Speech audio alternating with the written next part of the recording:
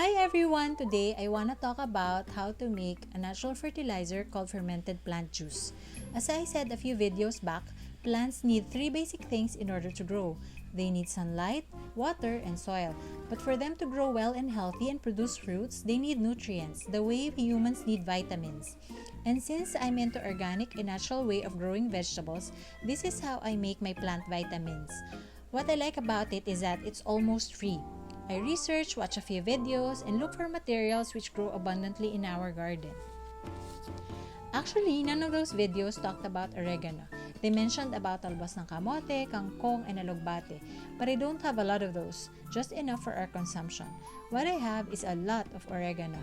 I have it in every corner of our plots because I learned before that it is an insect repellent. So, can I use oregano? That was the big question. Well, there was only one way to find out, and that is to try it for myself and test it on my plants. I'd like to think that it was a successful try because we've been having good harvest these days and the results are so good that I want to share it with you guys. Just a reminder though, if you're trying it for the first time, to make a small batch first and test it on one of your plants. Okay, let's begin. We need to pick young leaves only. The reason behind, according to one of the videos I watched, is growth hormones are concentrated in the young leaves or talbos, and you want those growth hormones for your young plants. FPJ or fermented plant juice is used to promote growth, so it's used in the growing stage of the plants, from sowing up to before flowering.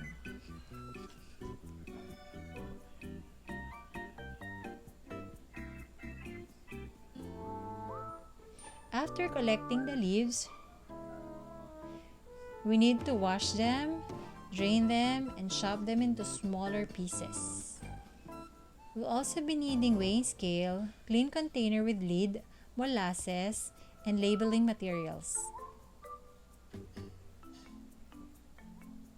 After chopping, we need to weigh our leaves and add the same amount of molasses. In this case, I have 315 grams of chopped leaves, so I'm going to add 315 grams of molasses.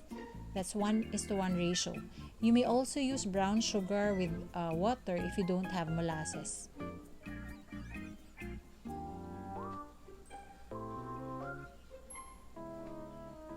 So we just need to mix it well. And then cover it, label it, and ferment it for 7 to 10 days. Keep it in a cool and dry place away from direct sunlight. So this is how it's going to look like on day 8. A lot of white molds already. It's a sign that this is a very good batch. So day 9 is gonna be harvest time, because my plants are waiting for it already. We just need to stir, strain, and transfer to a clean plastic bottle. Just a reminder though that after transferring to the bottle, yung takip wag masyadong masikip yung pagsara because there's fermentation, there's live microorganisms, there's gonna be air, and pag sinikipan, pwedeng sumabog when you open it. So, dapat maluwag lang yung pagkakasara. So, there, you have your fermented plant juice. That oregano leaves can be put in your compost. So, how do I use it? I use 30 ml fermented plant juice to 3 gallons of water every other day. The videos I watch suggest to use 10 ml per liter, but I find it so dark.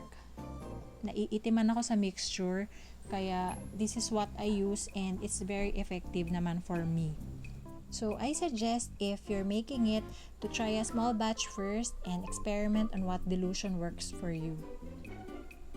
So I just water my plants with it, especially the leafy greens and yung mga nasa growing stages pa lang. So there you go.